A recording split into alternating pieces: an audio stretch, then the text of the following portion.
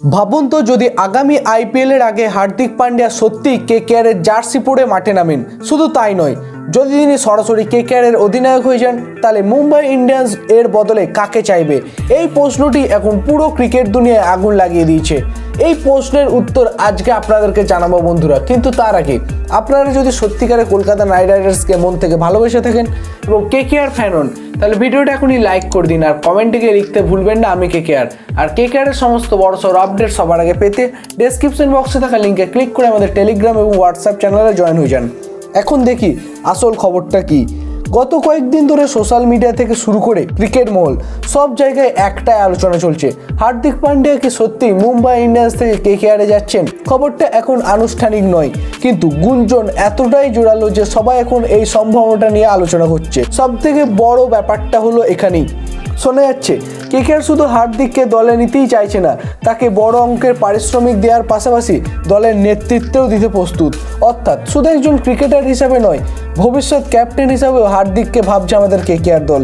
কিন্তু এখানেই আসল গল্পর মোড়টা নিচ্ছে। হার্দিক এই মুহূর্তে মুম্বাই ইন্ডিয়ান্সের অধিনায়ক। এখন একজন ক্রিকেটারকে কি মুম্বাই এত সহজে ছেড়ে দেবে? আমার মনে হয় সেটা হলো উত্তরটা কিন্তু পরিষ্কার, সেটা হলো না। আর এই কারণেই সোশ্যাল মিডিয়ায় একটি ছবি ভাইরাল হচ্ছে।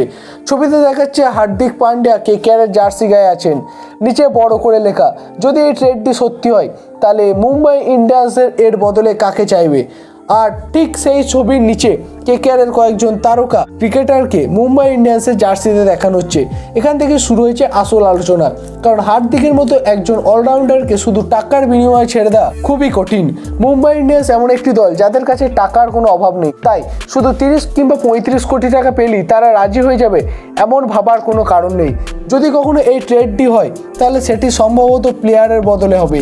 আর এখানে সব থেকে বড় প্রশ্ন, কেকেআরের কোন ক্রিকেটার মুম্বাই ইন্ডিয়ান্স চাইতে পারে? চলুন একে একে সম্ভাবনার নামগুলো দেখে নিই।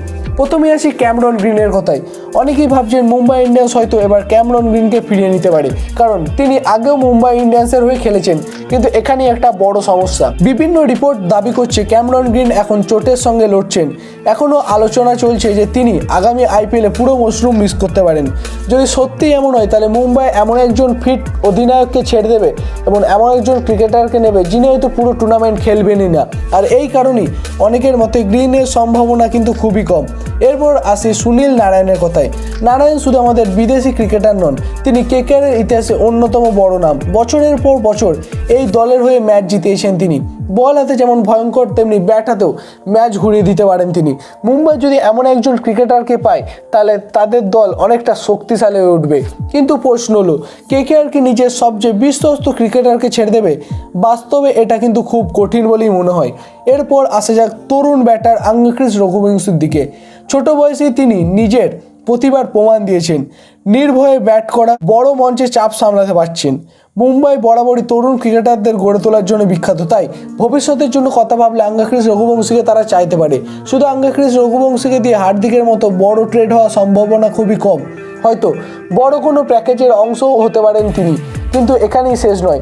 এবার আসি দুই ক্রিকেটারের কথায় যারা সব থেকে বেশি আলোচনায়। প্রথম নাম হচ্ছে হর্ষিত রানা। গত মৌসুমে তিনি নিজের গতি এবং আগ্রাসী বোলিং দিয়ে সবাইকে নজর কেড়েছিলেন। নতুন বলেও ভালো করছেন, শেষ ওভারগুলোতেও কার্যকর হয়েছেন। ভাবুন তো যদি বুমরা এবং হর্ষিত রানা একসাথে বোলিং করেন তাহলে ব্যাটারদের অবস্থা কী হবে? আর হর্ষিত কি মুম্বাই যেতে আগ্রহ দেখাবে সেটা এখন দেখার।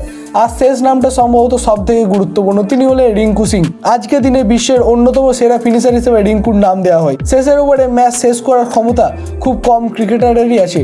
মুম্বাই ইন্ডিয়ান্স বহুদিন ধরে এমন একজন ফিনিশার খুঁজছিল, তাই যদি বড় ট্রেডের কথা ওঠে তাহলে রিঙ্কুর নাম সবার আগে উঠতে পারে। কিন্তু এখানে বড় প্রশ্ন, শাহরুখ খানের কেকেআরকে নিজেদের সব থেকে বড় ম্যাচ উইনারকে কি ছেড়ে দিতে রাজি হবে, নাকি হার্দিককে পাওয়ার স্বপ্ন এখানেই শেষ করবে? এই মুহূর্তে নিশ্চিত উত্তর কারোর কাছেই নেই। তবে একটা জিনিস পরিষ্কার, যদি কখনো এই ট্রেড সত্যি হয় তাহলে আইপিএলের ইতিহাসে এটি সব থেকে বড় ট্রেডগুলির একটা হতে পারে। এখন সিদ্ধান্ত মুম্বাই আর কেকেআরের হাতে। এক দল হার্দিককে চায় আর অন্য দল চায় সামান্য মূল্য। আর এই মূল্য কোন ক্রিকেটার দিয়ে মেটানো যাবে সেটাই এখন সব থেকে বড় রহস্য। এবার আপনাদের পালা।